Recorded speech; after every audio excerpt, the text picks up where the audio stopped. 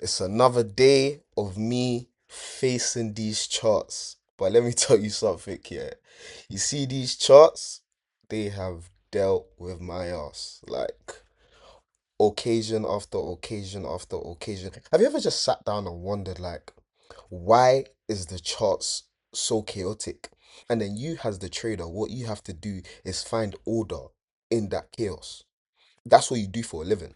You do that for a living. You find order in chaos for a living. So when people want to tell traders about, oh yeah, you hurt my feelings or X, Y, and Z, you already know that the market has already done it. Like there's no more emotional anchor in your life anymore. Like all there is just you and the charts and what you need to accomplish on the charts. But yeah, without further ado, obviously, welcome to my first ever YouTube breakdown and whatnot. Today we're actually going to be breaking down XAUUSD.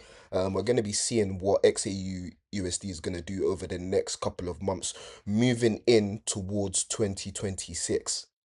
Um, the things that I like to trade the most, to be honest, is BTC, XAU, and Euro USD. I used to trade a lot of US 30 back in 2020. But let me tell you something here. When I was trading US 30 in 2020, that's probably one of the best like experiences I've had with trading in my life. Like there was one morning, yeah, and before I get into the breakdown, I gotta tell this story. There was one morning that I literally made. I woke up and I made £15,000, like in like 5 minutes. It was crazy. It was the craziest thing ever. And if you was trading in 2020, you know what US 30 and other assets were doing during that time. They were just rising. So you know that you're just waking up and you're just looking at the chart, looking for where to buy, and then you're making bank. So literally what I did was I literally just placed, I think I placed like 100 lot, it was crazy.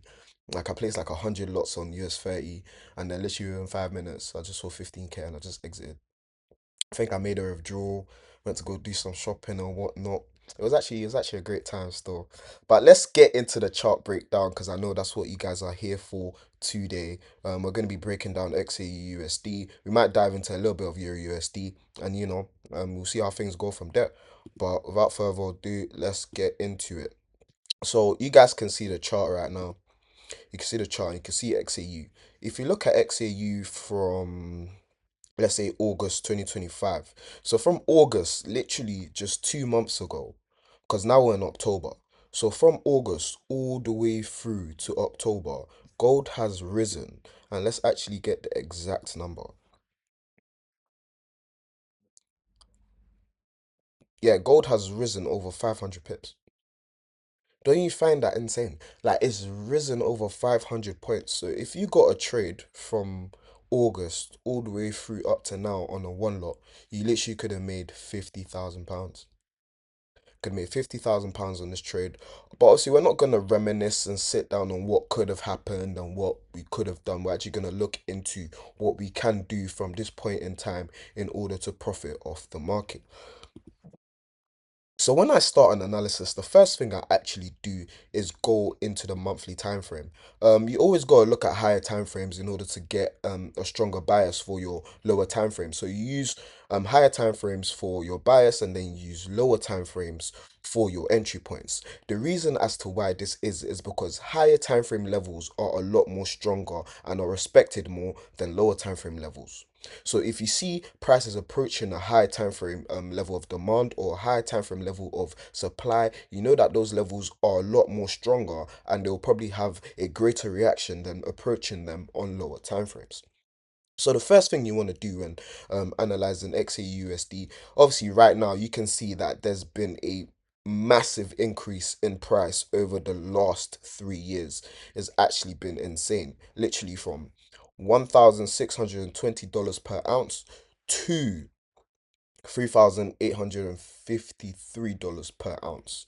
Absolute crazy scenes, to be honest. So the first thing I'm actually gonna do, because gold is currently making new AFs every single week, the thing that you actually want to do is just mark out the last AF you can remember. So the last AF before gold breaking this AF is at 3,502. $3,502 dollars per ounce. And that's the last AF that gold actually created. But we're just going to put our line there. And then we're also going to put a level of demand. I know gold is probably not going to reach this level for a long period of time, or probably never, to be honest. By the way, things are moving within the global economy. I think gold is going to continuously rise to the upside. So here we have a level of demand. And then we're gonna mark out our current ATH as well. So our current ATH meaning all-time high, by the way. So if you're not familiar with what a ATH is simply a all-time high. And gold's current all-time high at the current moment is $3,900 per ounce. So we can see the current range that gold is currently trading within. Gold is currently trading, and let me actually put this up so you can actually see it. So gold is currently trading within the range of $3,494 to $3,901 per ounce. So this is the range that we can actually catch a trade for gold, or this is the range we're going to be looking at in order to catch a buy or maybe a short retracement to the downside. But as for right now, if you're trading gold, I will recommend only look for buys because I don't see gold moving. There might be a deep retracement in the near future, but I do think it will only be a retracement and not a solidified change of direction to the downside.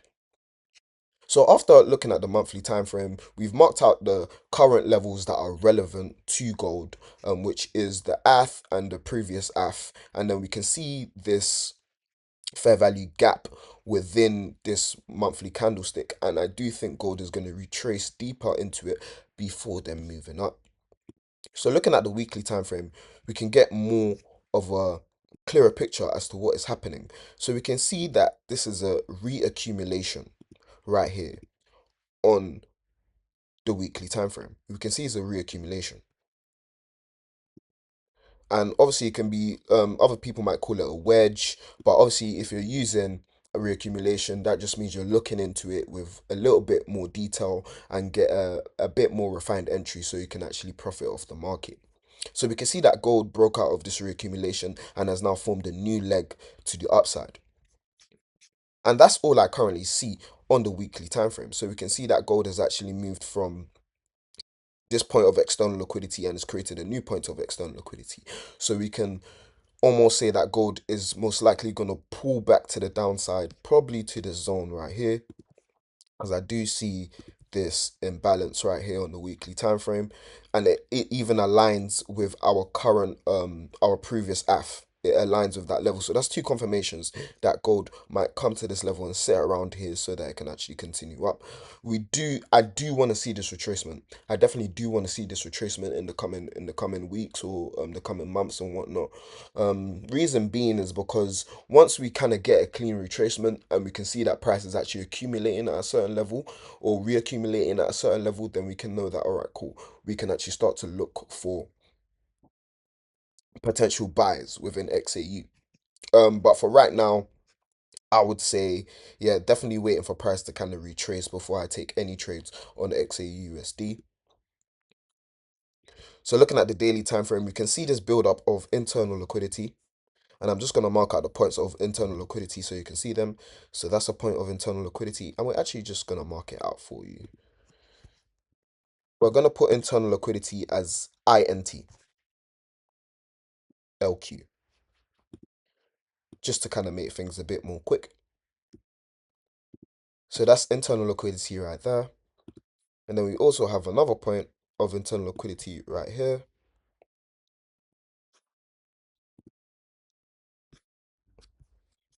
Hold on. No, I'll just write it again.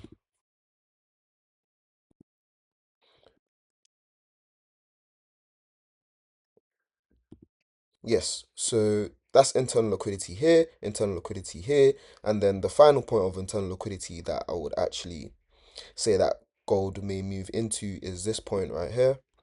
And then we can see it's also matched up by a daily imbalance as well, right on the previous AF. So we can see that this level here is a very strong level that prices may look to retrace back to in order to continue to the upside. So what are the two scenarios that we can actually play out with XAU right now? So what you'd want to do is go deeper into the lower time frames so you can see what is happening in this zone right here. Once you can get a clearer picture as to what is happening with where price is currently at, then you can predict or react to where price is going to move to next. So the moving into the 4 hour time frame, I do like this formation. I like this formation a lot. So let me even mark it out for you guys so you actually see it a bit more. So here, this is also known as internal liquidity, but this is trendline internal liquidity. And we're just gonna mark this. We're gonna mark this up. Now, I'm not gonna put the internal liquidity thing there, but you guys already should know what internal liquidity means from now on. And then we also have price breaching above these previous highs here, but then having a sharp reaction to the downside, and now price has failed to continue up and is looking like price is going to move down. What we call this within trading is called a distribution schematic. So this is called a distribution schematic. I'm actually going to mark it out in the 1 hour time frame so we can actually see a clearer picture. So here we have the bias climax, and we're going to put BC. So BC stands for bias climax. And then here we have the AR, which is the automatic rally to the downside.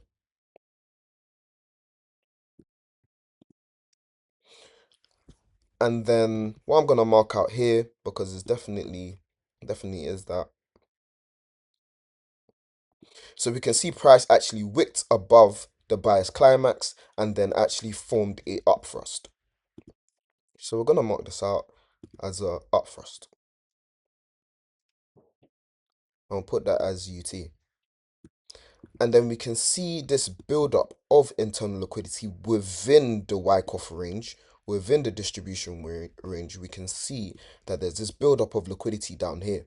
And what happened to that? That got breached after price created the up thrust after distribution. So this is the highest point of a distribution. And once you see the up thrust after distribution, you know that price is trying to move to the downside. So we're gonna name this as U tag, which is a up thrust after distribution. And then immediately after that, we have a test. So that's price testing this automatic rally area. And then I will just mark that out because this is a strong level of demand as well. And we do have to wait for price to break lower than this point to understand, okay, cool, price is actually trying to move to the downside. What we also have over here, there was a big move to the downside, and price has actually retraced into it and filled over 50% of this liquidity void or imbalance or fair value gap, whatever you want to call it. Um, price has actually filled over 50% of it and now is looking to continue to the downside. So this is what we have on the 1 hour time frame. We also have another build up of internal liquidity again. So price should be moving downwards and then hopefully taking out this level right here, and that would be our confirmation. But I'll probably be looking to enter this sell position a lot earlier because I do understand that this is a Wyckoff distribution, and once you understand that this is a Wyckoff distribution, you know that price is actually trying to move to the downside. So we've actually marked this out now, and what we have here, I'm just gonna label this as a test.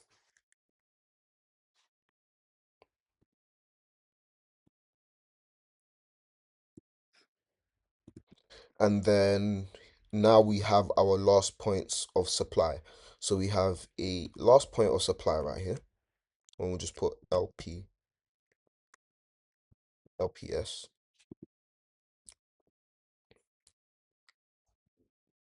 So we have our last point of supply there. What that essentially means is that this is the last point that, or this is the highest points that gold may move to within this range after the UTAD. So what we should see is a move to the downside from here on out.